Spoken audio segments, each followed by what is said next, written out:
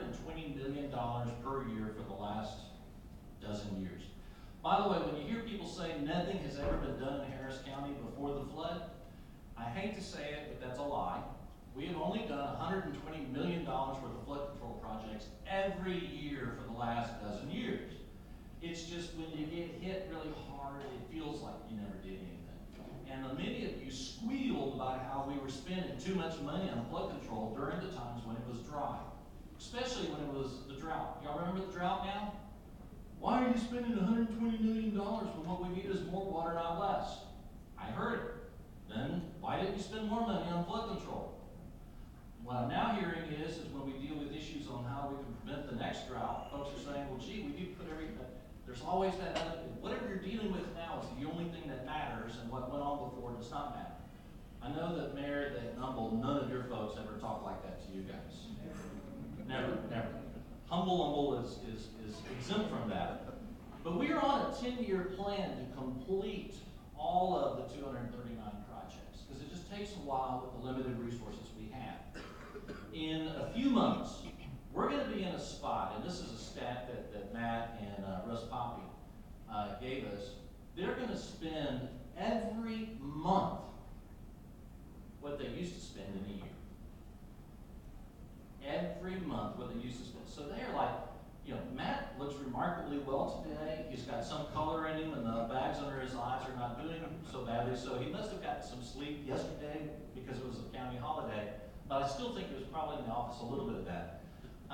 One of the things that we're trying to do is to encourage, and I want to applaud. If you talk to her, our county judge, she is publicly discussing, and we have taxed flood control this, to what if we moved away from all of this who goes first and whatnot, and taking it away from the engineers and applying politics to what the engineers do. Because the engineer model that you pass the bond on, worst first means you get the most amount of people out of the water as quickly as you can. That was the old idea. And then we started to add political factors to what the engineers were doing. But you don't have to do that if you can get it done in 5 years instead of 10. Now, when you consider how the engineers are already going to be doing every month more than what they used to do per year, how can they possibly do it? Well, I know how. You see, my daddy was a rocket scientist in NASA. I don't know what happened to me. My friends used to say, look at your dad, because he was like building computers back before building computers was modules. He was like soldering stuff. And they looked at it and they go, what happened to you? And I don't know, I went into politics. I didn't turn out to be one of those rocket scientists. But Dad actually, even though he was in the NASA program, didn't work for NASA. He worked for Boeing, he worked for Ford, and he worked for Lockheed. Basically, NASA managed managers. That's how NASA was able to go to the moon in 10 years. Because they managed managers. They didn't do it themselves. Our people from flood control, as awesome and as amazing and as talented as they are, they can't do it themselves. It's impossible. We need to shift to a space program type model. If we want to do in 5 years what we're planning on doing in 10, and release flood control to manage the managers. Now the problem with that is that, you know, we have this bond, and it's going to be an average of $35 per year in your taxes. That will start in about 2 to 3 years of this bond, and since the bond got passed. If we do the 5-year program instead of the 10-year program, that means that instead of year 3 for you have to pay your $35 a year, you might have to start paying your $35 a year next year. Let me just show of hands. If everybody could either be done or underway, because it's impossible because some of the partners are federal guys and all that kind of stuff, and you got to wait for the permits and all that bit. But if we could either be done or underway in 5 years as opposed to 10 years, but you'd have to start paying your $35 a year next year instead of in 2 years. Now, mind you, it's still a finite amount that all be paid off before it's all done. How many of you would be willing to start next year instead of 3 years to be done in 5? Who would say, no, I don't want to pay my $35 now? Okay, Matt, did you see that? Okay. Just wanted you to know. Now, why am I passionate about the floods? This is a picture that is in the National Register. This picture is in Washington, D.C., of this house, this yard. And it has all this junk in it, and these bookcases everywhere, and these comfy chairs. I know about this picture. A lot of politicians had their picture taken right here in this yard. And, but I'm not in any of those pictures because that's my yard. So when I talk to you about flood, I understand. When the people that went through the Mother's Day flood came and testified in court, we're talking about seeing their stuff on the porch, on the front lawn. These bookshelves used to be filled with books. When you're a nerd like me and you read the library, that's kind of personal. And this rubble over here were where the photographs were, because of the 2 feet of water, they all got wedgied together and bled and lost all those pictures. I know what it's like.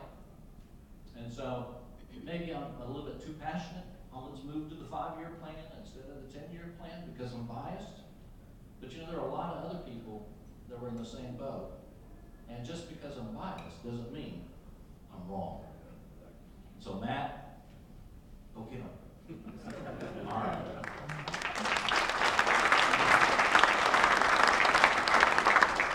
With that, I'm going to pass it on to Matt, although we got some beautiful stuff coming up in Precinct 4. We've got, during the summer, we do movie nights. We've got some brochures, go online, and I want to thank you all so much for allowing me to come and talk to you. Thank you, sir. Appreciate it. Great information. I'm going to introduce Matt so we can get on the way here. Matt, what does PE stand for? Professional engineer. Okay, Matt Zeev, PE. I got excited there because I've been PE, and I thought, just kidding. Is the Deputy Executive Director for the Harris County Flood Control District. Under his direction, the district carries out its mission to devise countywide flood damage reduction plans, implement those plans, and maintain the infrastructure. That mission is executed in the 3rd most populated county in the United States with a population in excess of 4.5 million. That includes the city of Houston, the nation's 4th largest city. The district has jurisdiction over the primary stormwater facilities of the county, which consist of about 1,500 channels, totaling 2,500 miles in length, as well as more than 60 regional stormwater detention basins and a 2.5 square mile wetlands mitigation bank. After graduating from Texas A&M University with a bachelor's and master's degree in civil engineering, Matt successfully practiced engineering as a consultant in the private industry before joining the HCFCD in 2015. Matt spent his entire life working on drainage projects, mainly in the Houston area. Big round of applause for Matt. Thank you. Howdy, everybody. I'm Matt Zeev. My official title is Deputy Executive Director, but he can call me whatever he wants because that's what he gets to do. So I see a lot of familiar faces, and if you see me give presentations before, I never use PowerPoints, and I just work off of the website. So I'm just going to stand here, and I have some things preloaded, and of course, if you have any questions, just let me know, and I can answer questions. And thanks for having me out here. The food is really good, and I always like that. So everything that we do, and I'm a big believer in transparency and letting people know where your tax dollars go, because I pay taxes too. Every single thing that we do, I have my staff put on our website, hcfcd.org. And so if you ever want to know what's going on, you can go to our website, and it's all up there. We update it very regularly, almost every other week. So this is what our main website looks like, and I'm gonna, how do I get it back to where I can see the tab at the top? That's okay. There we go. So a lot of people here really want to focus on what's going on in the Kingwood area. And so on our website, going back to the main page, under Hurricane Harvey, we made, this was by request over a year ago. We made, Step this way because you're blocking the I'm screen. blocking the screen, that's counterproductive. On our website, by request from folks in Kingwood, we made a special tab for the Kingwood area a little over a year ago. It's right underneath Hurricane Harvey, and at the very bottom it says Kingwood information. And you can open that up and you can see all the things we're doing in the Kingwood area. But one area I'd like to focus on is our interactive map of what everything that we've done, are doing, and what we've assessed in the Kingwood area. This is an online ArcGIS map. And what that means is you can click on different tabs along the top, and it has all kinds of different information. So after Harvey, I had my staff walk every single foot of all the channels, all the open channels in Kingwood. It's important to remember that in the Kingwood area, the flood control district, that's our responsibility. Our responsibility are the open channels. The storm sewers and the streets are either the city of Houston or the county. And so I had my staff walk all those channels, and they completed an assessment, and they're all online for anyone who wants to look at them, and they're under the assessment reports.